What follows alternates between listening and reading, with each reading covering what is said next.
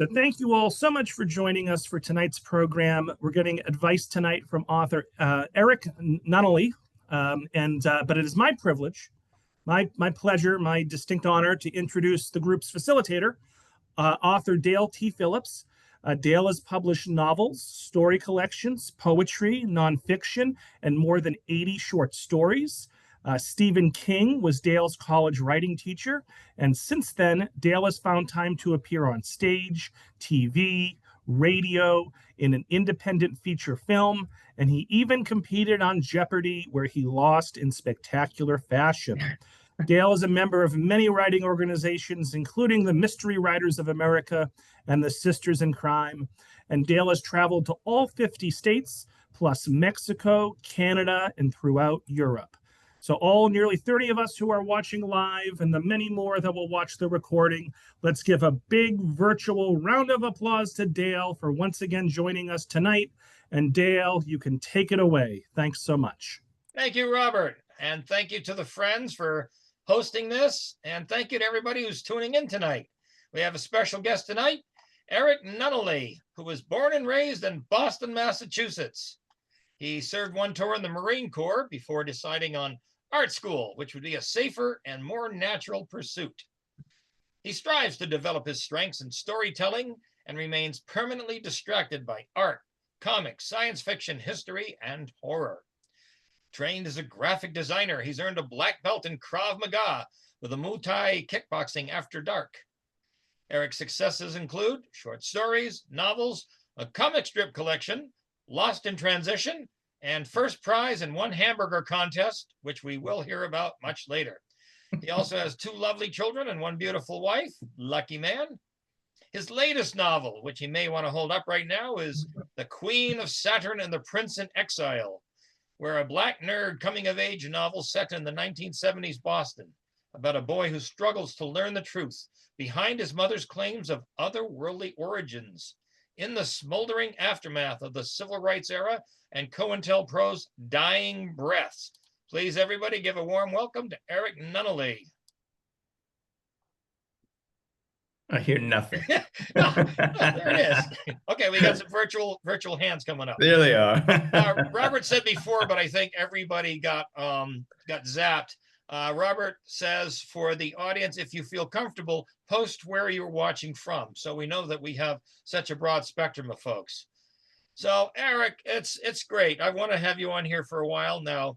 Every superhero and every supervillain needs an origin story. So, can you give us yours? Well, this short novel is a it's based on my origin story, right? So your mother had an otherworldly origin. Okay. My mother did indeed claim to be from Saturn for the bulk of my life. Wow. And she did refer to me as my prince, which was utterly embarrassing later in life. Yeah, but now, it's what do you princes of Maine, you kings of New England, from the cider house rules. I mean, come on, something like that. Oh yes, by the way, I should apologize for being from Boston. I know that's that's why I moved to Rhode Island. No, you're a New Englander. That's fine. You're not a Yankees fan, are you? I'm not a Yankees fan. Okay, see, there you go. Apologies to any Yankees fans watching. So what happens next? So your origin, writing. You decided at the age of X that you're going to start writing down stories. Yeah, it was comic books first, because my mother used to read me comics when I was a kid, along with Dr. Seuss and things like that. And she had a real thing for like Thor, the Thing of the Fantastic Four, the Hulk. So those are sort of the comics that I got started on before I could read. And then once I was old enough to start going down to the Sunny Cigar Shop where they had the spinner rack, and buying my own, and it just kind of went downhill from there to fantasy novels. And I always feel like fantasy is sort of everybody's starter genre, if it's not straight fiction, and then a whole lot of science fiction. And And I remember as a kid trying to figure out how did people create comics like at that size? I didn't Yeah. understand like now I understand like it's 12 by 18 on a stat, and there's a photo of it and a scan, and then it's reduced, and that's how you get those nice fine thin lines and things like that, and then the typesetting and everything. But as a kid, I was, constantly trying to draw that out. And there's a bunch of ideas that made their way through my life into Lightning Wears a Red Cape, which is no longer in publication, but it's kind of my love letter to comics growing up with me. So all that stuff just always stuck with me. I never stopped thinking about any of those things. That was the artwork. How about the writing side, the telling of the story? I know you have to boil it down for the graphic novels and the comics, but when did you start getting into longer form? I think that was in between high school and the military. And then shortly after the military is when I started to write things down. And I mentioned Lightning Wears the Red Cape, that novel. The first time I wrote that novel was on it was some old PC, and it was the big 5.5-inch floppy, and I lost that at some point. Uh, And then I rewrote it on like this one of those brother yeah, typewriters. yeah, right. It shows you two lines. Yeah. Yeah, you see a couple lines, as close to what's a word processor, right? And Yeah. then it was on a 3.5 floppy, gone forever, but I had a printout. And then that just went in a box for years and years and years. And I have the drawing on the wall elsewhere. It's not here, otherwise I'd share it. But there's a drawing of all these characters from like 1997. So these things had always been kind of stuck in my head, and I'd always been kind of writing them down. And then the first novel that I got published, Blood for the Sun, I had written when I was laid off in 2008. Mm. And I suddenly had all this free time, right? And I gave myself like a list of 10 things I wanted to try. And one of them was write a novel. And that's when I wrote that novel. And the genesis of that, like I said, I went to art school. I had painted a 3-page comic with this character. It's kind of an overwrought emotional thing. It was mostly about the painting, but the bare bones of the character was there. And, Pun intended. Intended, unintended, but prose seemed to be a more natural pursuit at the time than comics, because I always enjoyed the subtler moments in comics. Like you have these really over the top characters, but the more mundane aspects of their lives were always kind of interesting to me, and wanting to see what was going on beyond leaping off of rooftops and throwing cars and punching each other in the face and stuff. And that fits better in prose, that inner dialogue. Like Captain America is one of my favorite characters, but the most interesting moments were not necessarily when he was slugging the Red Skull. It's when he was struggling with the idea of being a symbol of America, being that representation of something that is in practice so imperfect, and people are naturally imperfect. Yeah. And always kind of struggling with that. I felt And like being an anachronism as well. correct. Yeah, he's a man out of He time. represents America at a different time, much different time. Very much. Wow. It's like, can I be Captain Generic? Yeah. I remember seeing a parody of the whole thing where Captain America's thought out. He's a huge racist. He's treating everybody. Yeah, 1940s. Yeah, he's a racist and a misogynist, just perfectly naturally. But I'm glad he wasn't. It was a different time. It was a Yeah. different time, a man of his time. So for the folks at home, if you could hold up Blood for the Sun again, I did read this a while ago, and Errick says, well, I'm not promoting because it's an older book. However, we got Halloween coming up, and I will tell you folks, that is a great Halloween read. So if you want something good, check that out. And we're going to get to your more recent works now. Before I do, I can. So I'll tell you when I got Blood for the Sun published the first time, I literally sold that book on an elevator pitch. In that I was at a convention where there were Nice. publishers. A razor or Boscone? That was Ant Anthicon.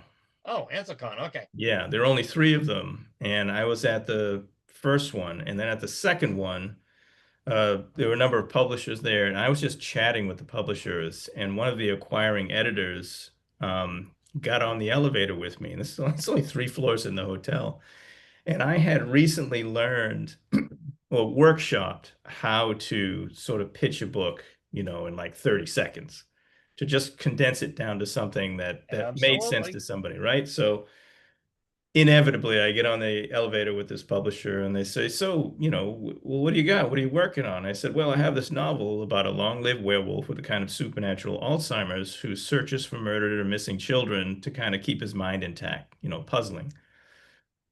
And that was it. And they were like, how could you? That's the pitch right there. That's the Absolutely. pitch. Yeah. So send that to me, and that was I had written the book, but then I had gone through the process of figuring out how to, condense it to the pitch and Yeah. write the synopsis, these are two very difficult things to do for people, but A it's lot worthwhile. seem to struggle with that. Yeah. I So can do 75,000 words, but getting 75 is yeah, condensing it down to something that somebody can kind of quickly assimilate. So like the Queen of Saturn and the Prince in Exile, you already sort of did the pitch. That's a black nerd coming of age story that takes place in the early 1970s about a boy whose mother insists that she's from Saturn. And that's kind of it. It's kind of a weird coming of age story, but it was born of the fact that I don't like them. And I sort of thought more and more about it, and the reason why I didn't like them is because they never seemed to reflect the life that I was familiar with. Because Mhm. it's usually a white kid in a suburban or rural type setting.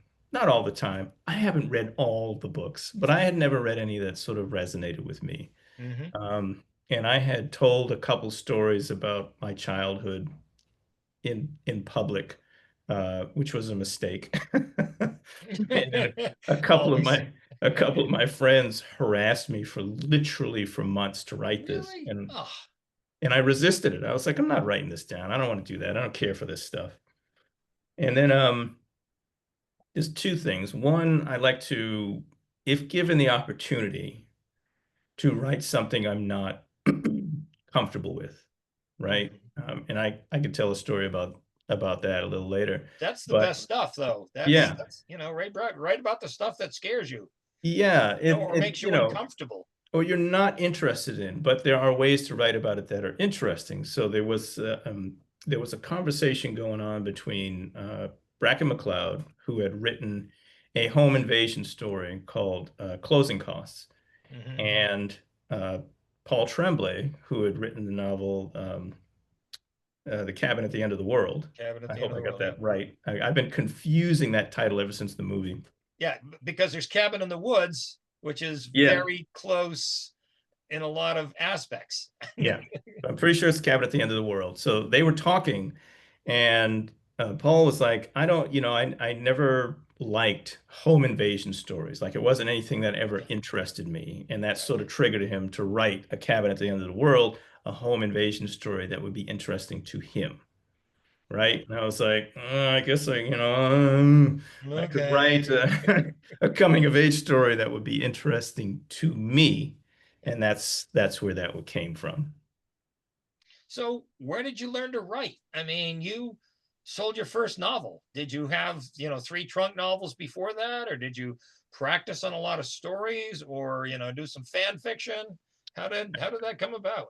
I had the one trunk novel that nobody ever saw, three times. I worked on it at various points, but it was the real serious crack that I took at writing Blood for the Sun in 2014. Mm-hmm. I made it a point that I'm going to write a full novel, right? It's going to be 65, 80,000 words. I'm going to get to the end and then I'll work from there.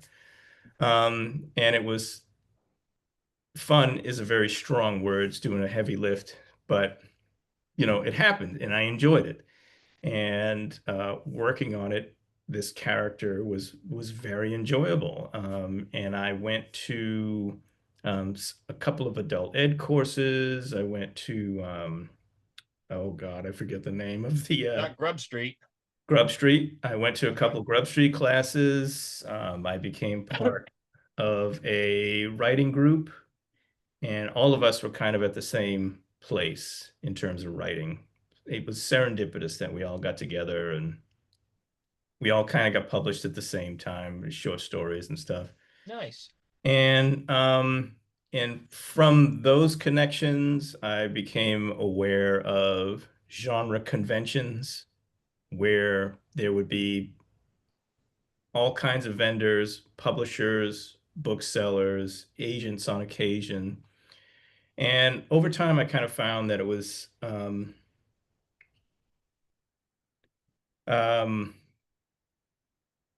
that it helped to go to conventions, even if they're just local, even if it's just a couple, and to meet people doing these things, to get a sense of not only a sense of how it worked, but to kind of demonstrate to publishers that you're not a psychopath.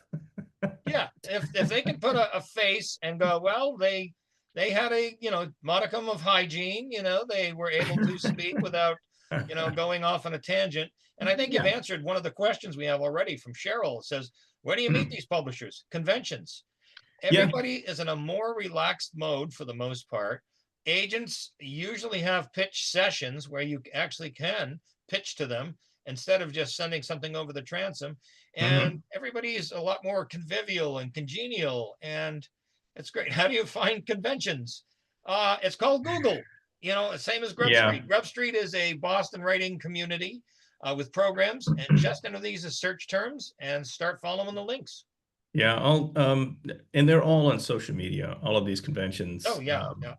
Some of them are just one day, some are free, some you have to travel for. Like, I did much more traveling this year than in previous years to conventions I don't normally regularly go to because I wanted to, put my face out there and bring the book and point that out to people and, be on panels and So it's meet kind of different like folks. a pseudo tour. Kind of, yeah. But because I don't have an agent and it's not a giant publisher, like this is published by Clash, which, I don't know how much longer they can consider themselves an upstart publisher, but Yeah. they've gotten some With the pretty next good, book, yeah. yeah, they've gotten some pretty good attention, but it's not like there's very few publishers that will foot the bill to send you all kinds of places. So Nobody, yeah, not there's even at the $20,000 level, they do not send you on tour. I mean, it's just correct. it's the $250,000 advance, and that's when they go, oh, okay. Yeah. And that's a gripe, right? I always felt like the who's good at this? Veronica Roth, right? Oh God, she's written a bunch of things, but she had that young adult series. Oh God, I forget the name of it. I've enjoyed her other work, but she attained a significant level of success, right? And she will go on tour and she will find authors where she's going on tour to kind of bring up on stage with her to have Partner with, conversations. yeah. Yeah. Nice. Right. Which that's fantastic, but that's her. Wonderful. Yeah. And I always wondered why publishers didn't do more of that. Like if you They have should leverage that, absolutely. right, you have a marquee writer you're sending out somewhere, and you have other writers in your roster, you don't have to make them all travel. Like send that big time writer to some of those locations. You like this guy, you like this woman's writing. My beef is publishers don't know how to sell books. Yeah. And it's just like, you'd think they would. You think it's their business, but no. If the book doesn't sell itself, they throw some money around and hope that does the trick, but they're not really good at it. Yeah, it's tough to find an independent publisher who is actually doing pretty good at promotion. Clash, pretty good, right? Yeah, I They mean, put look in a at Down real and Out effort. books. I've got a lot Yeah, of friends with books at Down and Out, and they just right, announced a short time ago, "Oh no, we're going under, and we're not paying you for the last year." Wait, right, what? right, right. Bad Hand Books, they're pretty good at promoting their books. Like it's, it's not a national campaign or anything, but they're putting in the effort. Ruidan Books, same thing. They're putting in the effort. Like I just want people to put in the effort, Yeah, and thankfully that's what I'm getting. good. We got a question from Dean. Dean's a very participatory watcher, and he says, "What comic writer influenced you the most? And are you a fan of Alan Moore's Watchmen?" Hmm. I think you'd be hard pressed to find someone who's not a fan of Alan Moore's Watchmen. And I think that's because it came at the time that people this age grew up and had thoughts about superhero stuff, and he was putting that into stories. But I, because I am an artist, I was following comic artists more than writers. Mm-hmm. So if the book was drawn by certain people, I was picking it up.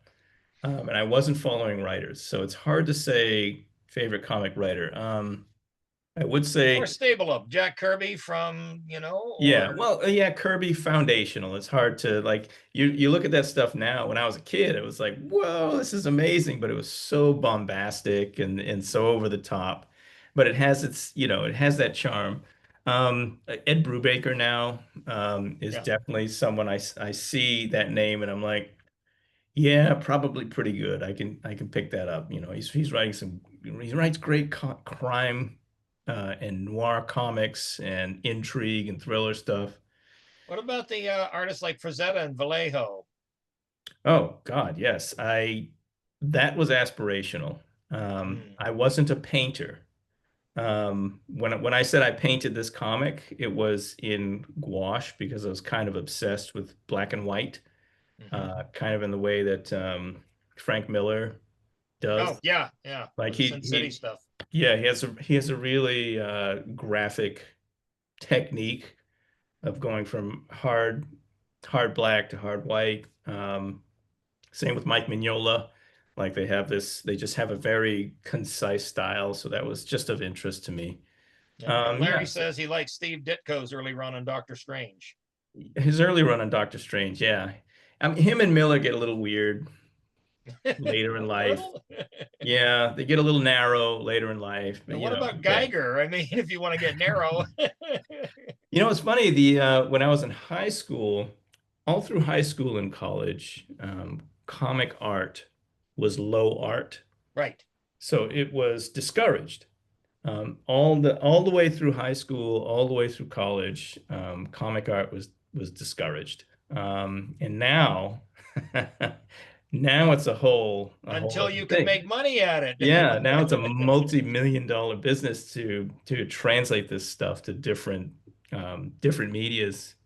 And but yeah, it's very disappointing when I was growing up and being interested in this and not having the the sort of Support. broad encouragement to do it. Yeah. Right. So if somebody comes to you and says, "Hey, I got a $500,000 from Kickstarter. You can do any project you want. What's your fantasy project to do?" Probably a graphic novel. Like I haven't done one. I would love to do a graphic novel. I have a few different ideas for that type of thing. I would love to do that. Yeah. Yeah, I approached some of the graphic artists at some of the conventions we've gone to and said, half the people I know, their work would make a terrific graphic novel. Hmm. How would we go about that? And they go, well, the issue is you can write a book and not necessarily get paid for it because, you can wait for down the road. We have to eat. So we need to get paid up front to do 6 months of work. Yeah. And then there's the distribution end and everything. And I said, yeah, so you'd Yeah, have it's to tough. almost do a GoFundMe or a Kickstarter to get Yeah. the money to pay the graphic artist to do the artwork to go along with the story. And Yeah. then hope Yeah, that the money comes it's in too hard afterwards. to do those things. And they're easier to sell when you already have the work done Yeah, well, or yeah, mostly done. product in hand. Yeah. Yeah, exactly. But it's, it's so yeah, it's really hard to get paid doing comic art. That's why there's Mm. so few, I think. But it's clear that it's such a passion that it's still happening on the web and in print and whatever. There are many different ways of doing it now too. So Yeah, there's options. yeah.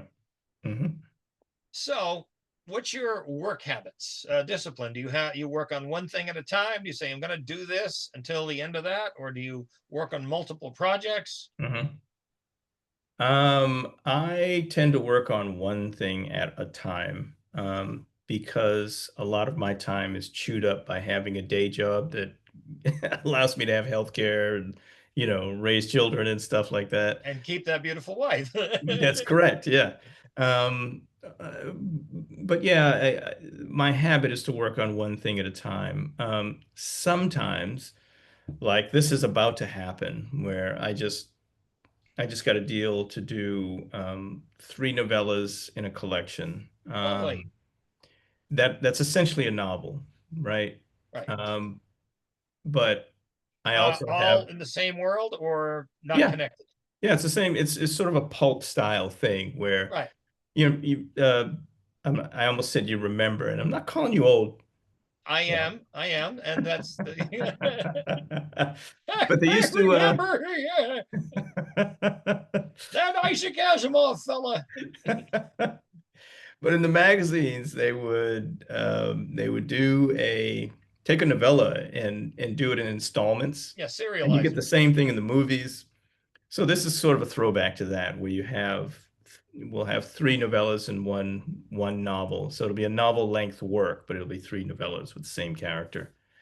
But I also have a short story that I have to write somewhere in the middle of that, and I'm also trying to finish up a comic script to submit elsewhere. Hmm. So it gets a little weird in my head trying to keep up with those things Well, we're because writers, so yeah, it's always weird in our it's heads. always weird, but shifting gears from one thing to the other, because you don't want everything that you do to sound the same or to Oh, read the for same or sure. to have the same beats. You don't want to always have the same characters. So there's a lot of gear shifting that, in my opinion, for at least Right. for me, that happens when you're trying to do new and different things. Yeah, but when the neurons start firing, it's tough to plan their direction because it just goes everywhere. Hmm. Hmm. So do you have the Marine Corps discipline to work on your projects and just keep at it, to grind away? Yes. Yes. Yes. But you did. With or without a like whether it's an externally imposed deadline or a self-imposed deadline of trying to accomplish something. Like I said, I do feel like the most important thing you can do when you're writing is reach the end. Like Yes, finish complete the the work. story. Even if Yeah. it's bad, it stinks to high heaven, but Yeah. it's on the page. Yes. Yeah, Now yeah. you can edit. Yeah. The, it could be awful, and you take this thing and you shake all the flesh and bones off, all the flesh off of it, and you still got the bones of something, and Mhm. then you rework it. But if you never get to the end, then you'll never have the sense that you can accomplish it, in my opinion. Yes, a lot of people start a novel and never get to the end. Yeah. And then even those who do never get to publication. So Right. Right. yeah, there are many bodies along the Oregon Trail. Now we were talking earlier and you had some interesting go rounds with publishers. And I think that we should let writers know in this audience that it's not all, roses even once they say yes. Things Mm. happen. And if you wouldn't mind sharing a little of that. Sure. So you're referring to, like, there's all kinds of weird things that happen, but you're referring to Blood for the Sun was originally published at another publisher. Um, I don't know, there's nothing controversial about this. It was Spencer Hill Press was the first publisher, and they were acquired by a much larger one that had different thoughts, different goals. And I had written the first novel, got it published, print and ebook, and I was working on the second novel. They were like, we would like the second one as well. I was working on that when the publisher was acquired, and there was this kind of chaos, administrative chaos that went on, where I was working on the second novel, and I'm working with the editors, and there's like a story editor, a proofreader editor, and something else. And we're going back and forth while all of this is happening, and then the publisher decides, well, we're just going to do the ebook. We don't want to do a print version. I really wanted a print version, but only if only because the first one was in print. I really wanted the second one to be in print as well. And they were like, we're just going to do an ebook. And I was like, but I don't particularly want to do an I ebook. can do my own ebook. You're right. Yeah. So we went back and forth on that, and things were clearly not where I would like them to have been. But in the chaos, they never gave me a contract. Like, I had no contract. I had just been working on this with All editors. verbal. Yeah, it was all verbal. So it was kind of a simple matter to reverse course and take the manuscripts elsewhere. But yeah, stuff happens all the time. All the time. There's always, I shouldn't say always. There's weird things that'll happen because this all involves people. I think a lot of writers are surprised when that happens. It's like, Yeah. wow, I never knew. The fact is, you've got to study the business, and you've got to talk to other writers, and you've got to read the blogs and the books and the articles to find out this stuff so that you don't get blindsided. I mean, Yeah. it still happens. And I've had so many people that all of a sudden a publisher changes course overnight. When 5 Star Cengage said, oh, we're not doing mysteries anymore, half the people I knew, didn't have a career anymore. And I was like, Yeah. Jesus. Right. I think the big story, I think what's still the big story is what happened with Dorchester Publishing, and I wasn't involved with any of that stuff. That was like Brian Keene and right. right, a number of authors in that generation that had to deal with that. Like, that's one of the big things. But yeah, you're never quite sure what's going to happen. I had a publisher from South Africa reach out to me and ask for a story. I'm like, I have no idea who these people are or what they've done. You're right. The list of authors that they had were, I had no idea what they were, but because I had been making friends in various genres, and I could ask people, I could do research and stuff to find out if that was going to be worthwhile to do or not. And it turns out it was. So, like you said, you just got to look into it. You really got to look Usually into when it. you get one of those, it's some scam or phishing, Yeah. I just got one of those last week. It was like, we'd like to pay you 8 cents a word. I went, wait a minute. Hold on here. Yeah. And it was legitimately from a magazine I'd submitted to. But in the interim, they had gone out of business. Somebody just glommed onto their web address and was, let's see what we can, screw some people out of.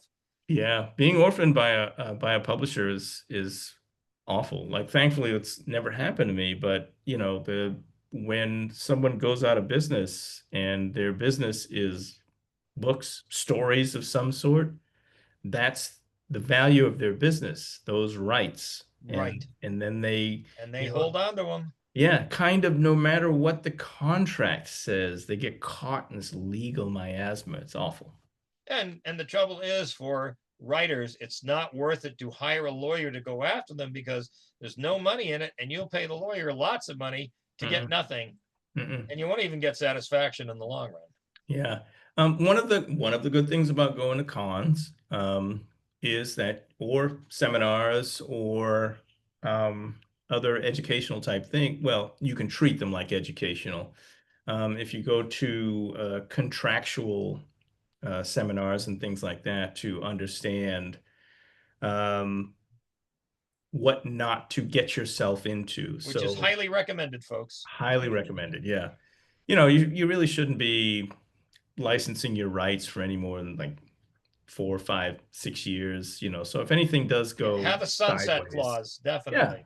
it's over, you know, after X amount of years and you're back in business, but hopefully you're continuing to write other things. I think authors don't understand the value of their intellectual property. And the thing Mm, is, you really should be talking to an intellectual property attorney when you get a book contract, something really important to before you get tied down and that book is gone forever to them. yeah. Yeah. That's a whole other conversation. Oh yeah, but It's everybody's so desperate to get published, they'll sign anything. It's like yeah. the music business back in the 90s. You know, you had to be with a big label, so you'd sign anything. You'd sign your life away. You know, I give my soul to A&M Records or whatever. Yeah. And then the independent world shifted, and suddenly you could make some money at doing this, and you didn't have to sell your soul, and you could do the art you wanted. And I Right. go, that's the model for writers. And we just came along with the same thing a few years later. Yeah. And it's always shifting, you know. So yeah, you just got to pay attention and look out for yourself. Yeah, the writers today need to be adaptable. They need to shift, but the big publishing companies don't do that very easily. They're like the big cruise liners that can't change direction rapidly enough to avoid the iceberg. Mhm. And if you're in a much smaller basis, you can pivot. You can say, "Oh, this is a bad thing." Well, I'm thinking of the romance writers when Alora's Cave, you know, that whole thing blew up a few Mhm. years ago. And Mhm. it's such a sea change in that world. And people just, like you say, get orphaned. I mean, to get orphaned, even your editor just changes jobs or retires or dies. And they Mhm. were the one championing your book. And now nobody else at the publishing house cares about it. The Yeah. publisher gets bought out. The publisher goes out of business. The publisher says, nah, we're not interested anymore. Yeah. At a big editor, definitely having an editor, having an advocate, is key when it's a large organization. So Right. And like you said, you know, the conventions are great places to strike up conversations and sit with them and find out that. But if you do your research, find out what they're interested in. And then if you're pitching, pitch to that slant. yeah. It's like, Yeah. oh, Yeah. I know you've done this book and this book, and you like this sort of thing as you publish. Well, my book is comparable to that because dot dot dot. And that's the way to get it. Oh, great. Send me a partial or send me a Yeah. full. Yeah. Yeah. I think you really have to um, being confident about the work that you're doing. Um, there's just this weird needle to thread where, you know, you're being confident but casual and approachable, and it is difficult, you A know, I'm very not gonna fine lie. line. Yeah, but I've seen so many pitches at conferences, and the people are just scared yeah, out of their wits.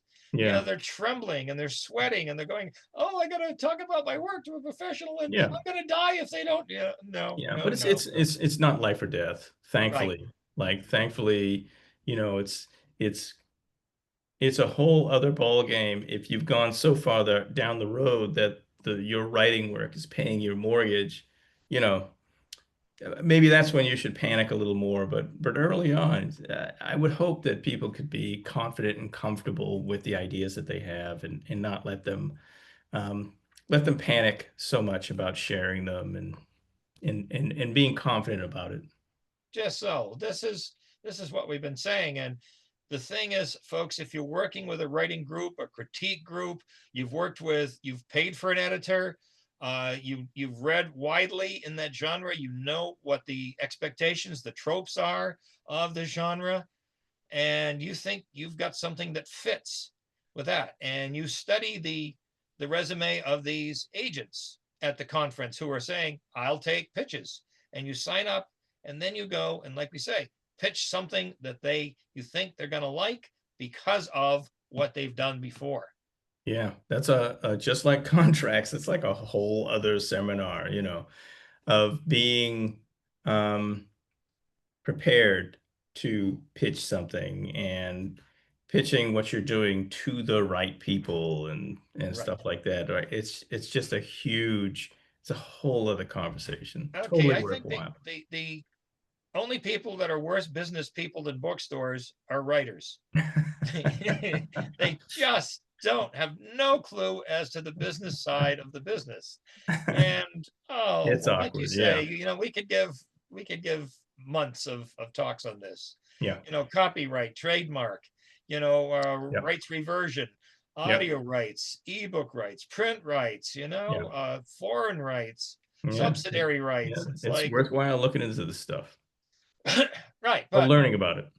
writers get into the game because they want to write. They don't want to learn business. They don't want to become business people. They don't want to become marketers. And the trouble is that in the modern day, if you want to make more than, say, coffee money, you need to study the business. You need to study, what publishers do. You need to know what your rights are. You need to be adaptable and learning, always learning, not stopping. But Yeah. everybody wants the fairy godmother to come down and go, ding, okay, just sign the rich and successful contract and you're on your way. Yeah. Give That's us always one what it book a looks like. year and that's, you pay your mortgage. That's always what it looks like on the outside. I mean, it looks like that on the outside to me as well. When somebody, I see all kinds of folks that I don't know who are, they've hit a home run with their first book, and that's awesome.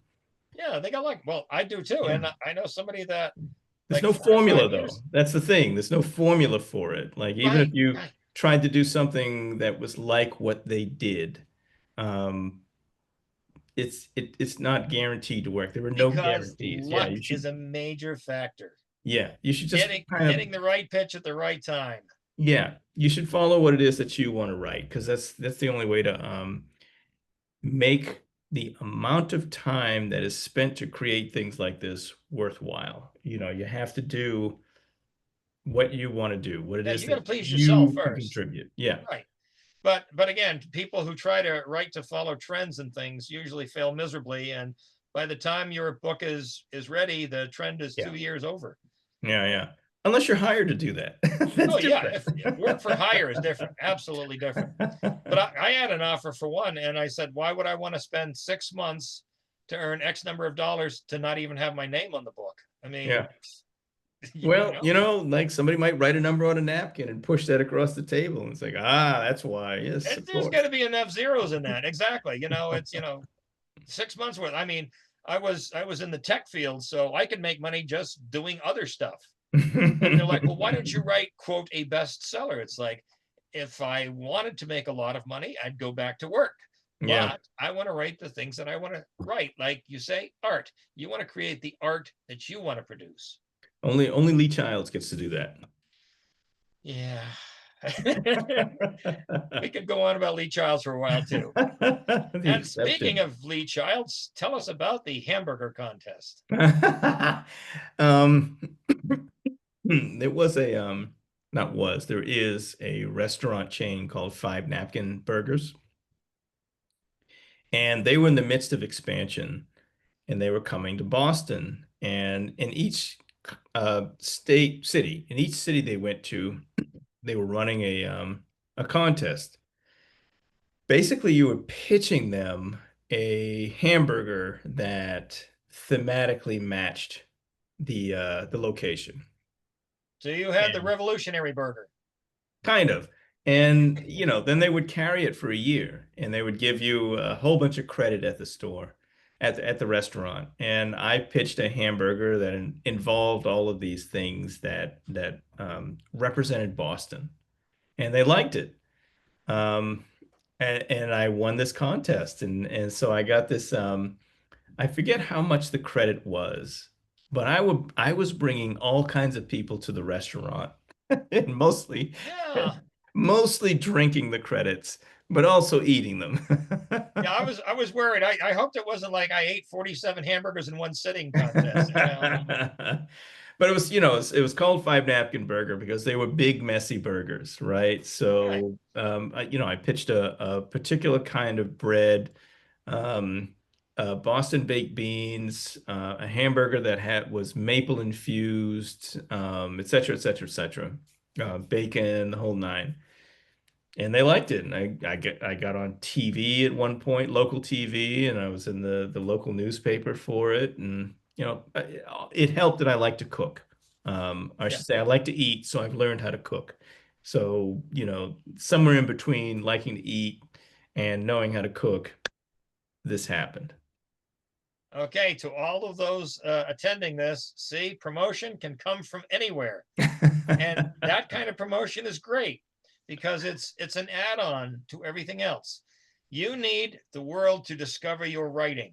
However you can do that, short of getting arrested or winning a Darwin Award for doing something stupid and fatal, is great.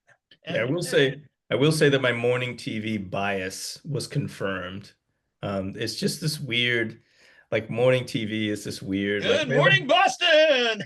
if I ever had to write like these characters, just like in what was that movie, Don't Look Up, where they keep it Yeah. light. Right, right. They Well, like the world's gonna everything. end. Yeah, but how about Yeah. that weather? Yeah, let's look on the bright side, And so they was just really upbeat and really fast, so it was very kind of unnatural for me to do it, but it was interesting. It was all I think it's kind of interesting. fun to do that kind of thing because it's a nice change of pace. I mean, I've answered some casting calls and done a little bit of TV work as well, and being in an independent movie. So it's fun stuff. And it gets your creative juices flowing into different ideas. Yeah, it was. Yeah, it was an experience nonetheless. And the hamburger was very good. Excellent. What happened to the chain? They're still around. Oh, I've never seen a 5-napkin chain, as far as I Let know. me see. The one that I'm familiar with is in the Prudential Center. Ah, okay. Yeah. So it's really this, like that is Boston. Like that is. Well, now I'm going to have to look that up next time I go in there. So right. Boston's a collection of neighborhoods, but there's one section that is only known as Boston, and that's. Do they still have your burger on the menu? No. Oh. No. Oh. No. That was for 1 year. It was a promotional thing. Oh, well, fame is fleeting. Yeah. I had my 15 minutes. Exactly. So as far as writers go, who are some of your influences, favorites? Who should people pay attention to? Coming up, it actually it happens in this book, only it's like several years earlier, so I had to choose different content. But David Gerald. Oh yeah, Trouble with Dribbles. Yeah. He's famous for doing Star Trek stuff, but I really enjoyed his War Against the Couture series. And one of the little stories that I told about growing up involved there used to be an elevated train that ran down Washington Street through Boston. Before they took the elevator down, they moved it, like a half mile in another direction. But it made everything underneath, as in cities that have elevated trains, kind of sketchy. It was kind of dark and sketchy. Yeah. And there was this store that had near where my dad worked. So sometimes I would go downtown to meet my dad after work and commute home with him. And along the way, there were record stores and things like that. But there was this, I would thought of it as a bookstore, but they had like a couple of boxes that were like washing machine boxes, right? And they were just full of books. One was full of books and one was full of comic books. Oh. And all the books, all the paperbacks had their covers torn off, and all the comic books had their covers torn off. Return for credit. And I was a kid. I had no idea what this meant. Did not know that was illegal. Yeah. Yeah, it was highly illegal. And I'm just digging through these boxes, and you're spending like 5 cents or 10 cents for, 5 cents for a comic, 10 cents for a book. And I discovered this. And this is the second book in the War Against the Couture series by David Gerald. And I absolutely loved this book. So then I went and I grabbed the first one, and then the second, then the third, then the fourth, and then I started looking at his other work, and then found out that he'd done the Star Trek episodes and things like that. And then eventually, this is one of those times where I was like, oh, I thought books about writing were kind of silly, gimmicky. And then he did a book about writing, so I picked it up, and in that book, it's probably in the basement, but it's got lots of notes and tabs in it for his instruction and pointers. And then I found out a friend of mine actually in California, because he's a West Coast guy, and he was an instructor who took a number of his classes for screenwriting and stuff. Yeah. And I eventually met him at Bosco a couple of times. Great guy, a lot of fun. I met him as a fan, like he's on the other side of the table, and I'm like, oh, you're so great. And then later in the convention, sitting on a panel with him helped, like grease the wheels a little bit. This is why we love doing what we do. Yeah. So I'm sitting on a panel with him, and I happened to mention that I really liked this duology of books that he wrote.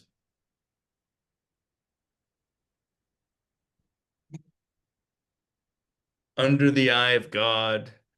I remember that. Yeah. And A Covenant of Justice. And what I found out was, and I didn't realize this, but in the his book about writing, there's one of the chapters that I was fascinated with is about a technique called E prime, which involves removing the verb to be from your writing.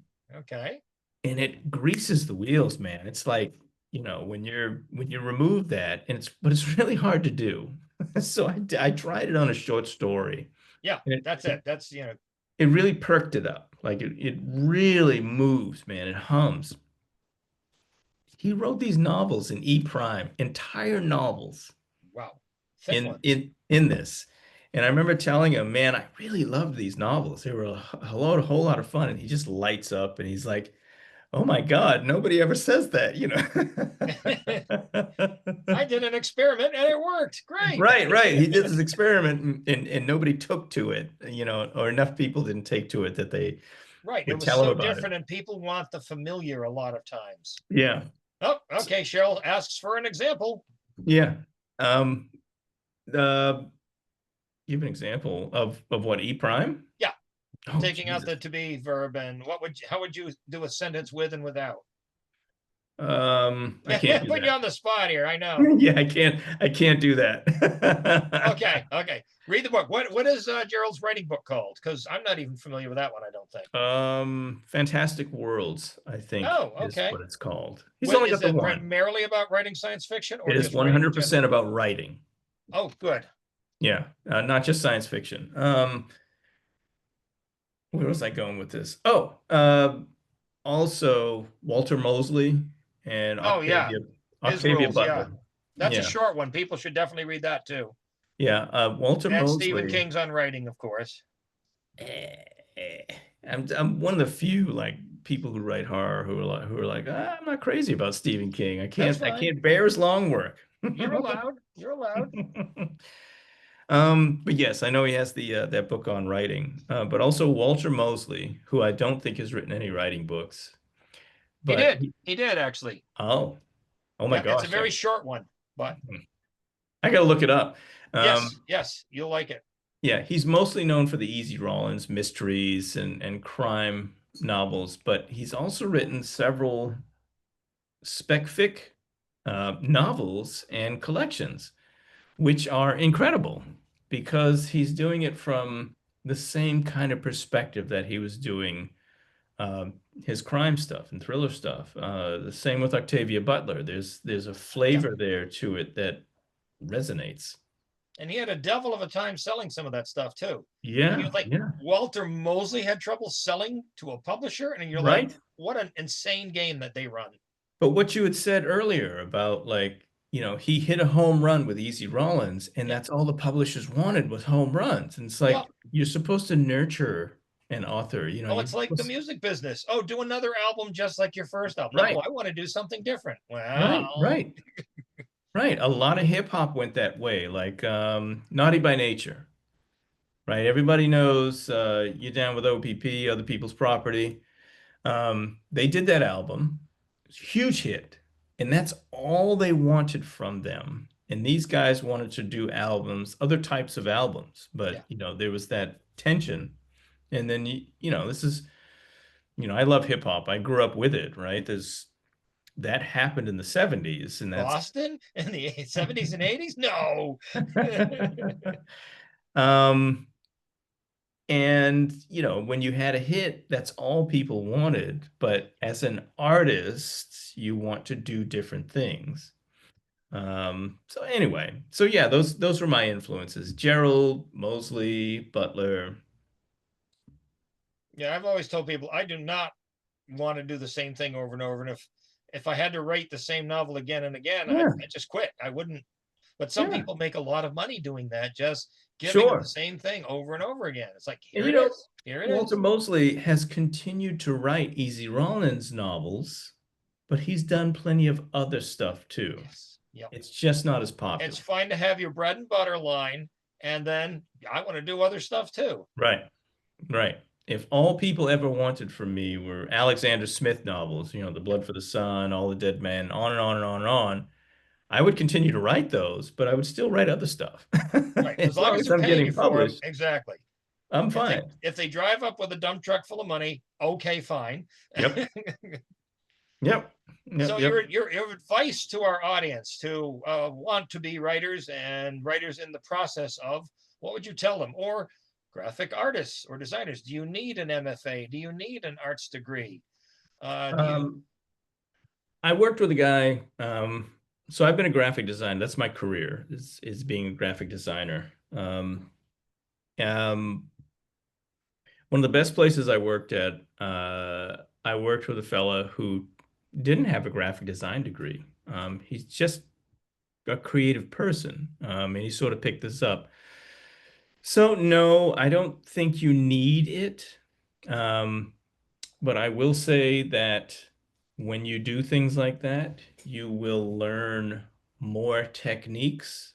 You will be challenged to do more things. You will have um, a directive to do stuff and you'll get practice, right? Mhm. But do you need it? You don't necessarily need it, no.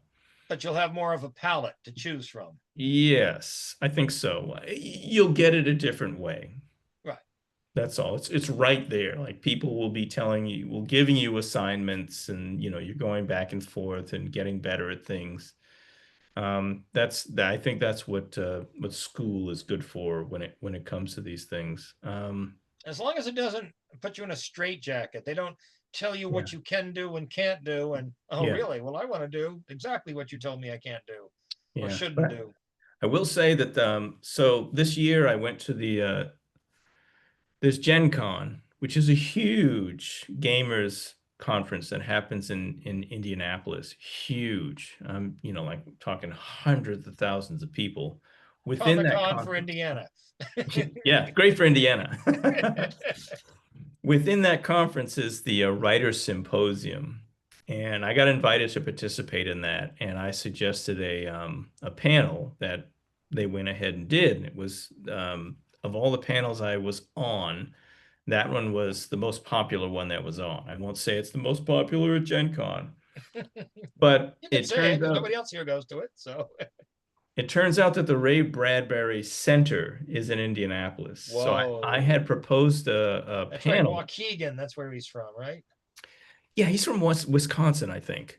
The Yeah. state. Like I don't know specifically where, but That's I think just above. Wisconsin. That's just above there. Yeah, right. It's Midwest, Midwest. So the Ray Bradbury Center is in Indianapolis, and I was like, oh, we should do a Ray Bradbury panel. Retrospective. Yeah. Because like this falls under that category. It's just very broad speculative fiction. Oh God, why am I'm forgetting the name of the angry guy. The angry author. Harlan Ellison. Harlan Ellison. Thank you, my man. Apparently good friends with David Gerald. Yeah. But broadly speaking, you know, and also Gerald does the same thing. Like broadly speaking is speculative fiction. What I'm getting at is in terms of writing advice, write the weird shit that entertains you. Yes. That's all Thank you. Bradbury, Ellison, Gerald, all these guys did. They had an idea, no matter how bonkers or weird, and just ran with it. You know, not everything's going to be a home run, but you will create a body of work that is interesting to somebody, but especially, most importantly, interesting to you. That keeps you writing, that keeps you creating weird Great things. advice, Eric. Great, because and I tell people because they get discouraged. The trick is to keep writing, because this isn't the short game. This is the Lord of the Rings, you know, going through the years, you know, to the lands of Mordor. It's a long journey. It's not a sprint. Mhm. Unfortunately, we have come to near the end of our time. So, folks, if you have any last minute questions for Eric, please put those in the chat. Dean asks if you're on social media, how we can find you, your website, your other stuff. Well, if you spell my name correctly, which nobody can. nobody would naturally spell my name correctly, but if you spell it correctly, I turn up wherever I am on the internet because I'm the only person with this spelling on the internet. There are other Nunnallys, there are other Errick Nunnallys. That's a good trick. But nobody spells it this way. But I'm on Blue Sky, Facebook, Instagram. That's kind of it. You know, LinkedIn, coffee.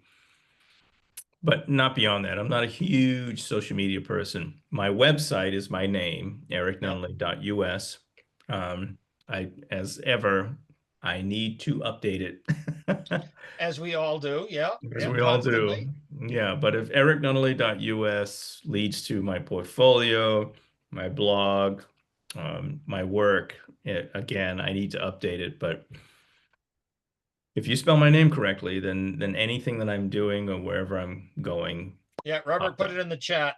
Cheryl's got a quick question about memoir. She wants to know what publisher might be interested and suggestions for editors. Cheryl, you've gotta look up. You got to do some research onto which publishers do memoir. Look on Amazon and look for books which sound like what you've got. And I do. See what yeah, go ahead. I do have some advice here. Whatever it is that you like doing, whatever it is that you like reading. Oh, I like reading whatever. Like here it is, right? If you open this thing up, you can see that it's Bantam Books.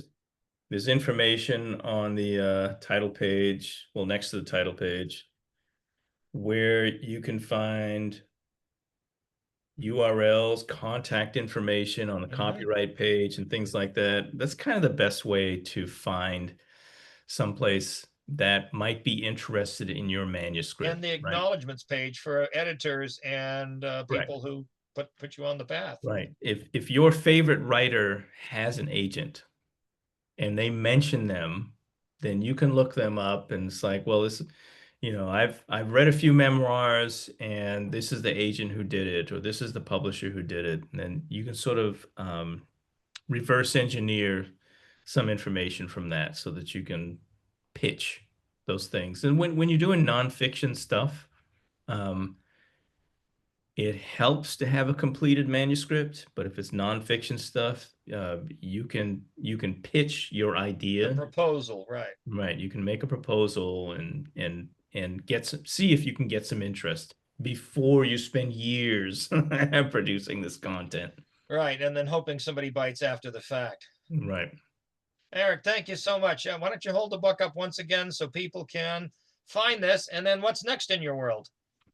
Well, this came out in April of this year. It seems to be doing pretty well. People have been enjoying it. It's fairly short. It's not a huge novel, and really enjoying it. And this is the latest thing. Sinister Societies is a collection of 6 novellas, and the theme is secret societies. And my contribution to this is a novella about reimagining Josephine Baker as a secret agent who's Didn't she do a horrifically little bit of proficient. that though? I think she did. She did pass Well, on some information. in the novella, she's horrifically proficient at murdering Nazis, but Oh, I like that. in reality, yes, she did use her access and popularity to funnel information to French secret services, right? There's a very famous photo of her in a military uniform and things like that. You know, was she doing backflips and garroting Nazis? Probably not. You know, but I really like the idea of reimagining her as a super secret agent. So inside this book is Agent Josephine Baker against the Island of Horrors. Oh, love it. Yeah, and the deal I just got was when I spoke about the 3 novellas as a collection, it's going to be additional Agent Josephine Baker stories. Yeah, the trouble is once you got an idea that people love it and they ask for more, boy. Not a problem. I don't have a problem with sequels. Some people do, but I love a continuation of a story because I love this pulp shit. And yeah, it's the best because that's what people love to read. Right. It's a lot of fun. It's escapism. That's what I enjoy. My only gripe with it was these pulp heroes would go through all these adventures and with seemingly no effect. Right. And they never got a bruise, a scratch. Yeah. Right. Right. So the horror of it is the degradation of the hero over time. So that's what I like to do with these continuations. That's in my series of books. Excellent. Robert, anything to add to it? No. So folks, let's give Dale and Errick a big virtual round of applause for a great conversation. I did put the information in the chat, but we have Emily Karmazian speaking with us on Tuesday, November 18th at 7 o'clock. And then we have author Allison Keaton speaking with us on Tuesday, December 16th at 7 o'clock. And I'll have supplement information in the follow-up Lots of thank yous coming in, Errick. Yep. I see. And you know what? I see Cheryl Kenny's comment there about a subject. And you know what? World War II, World War I, Vietnam, these are cemented genre subjects.